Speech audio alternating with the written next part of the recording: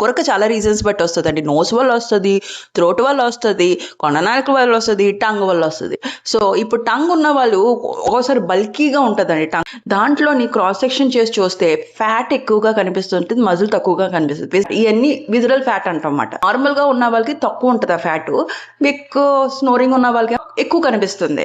మీరు ఫుడ్ తినేసిన తర్వాత ఒక 10 to 20 minutes ఎక్సర్సైజ్ చేశారనుకోండి, జస్ట్ వాకింగ్ చేస్తే 10 to 20% ఆఫ్ ఇన్సులిన్ తగ్గుతుంది అని స్టడీస్ ఉన్నాయి. అండ్ ఇంకోటి ఏంటి, ఇన్సులిన్ తగ్గుతున్న కొద్దీ ఓవర్ టైంలో ఇన్సులిన్ సెన్సిటివిటీ అనేది పెరుగుతుంది అనమాట. ఇన్సులిన్ సెన్సిటివిటీ అనేది పెరుగుతున్న కొద్దీ విజరల్ ఫ్యాట్, ఏమైనా బాడీలోని లోపల ఉన్న ఫ్యాటు, టంగ్ లోపల ఉన్న ఫ్యాటు, ఇవన్నీ తగ్గిపోతాయి. తగ్గుతున్న కొద్దీ ఏమవుతుంది, టంగ్ బల్కీగా ఉండదు. ఇక పడుకోపోతే ఏమవుతుంది, అబ్స్ట్రక్షన్ ఉండదు, గొరక రాదు.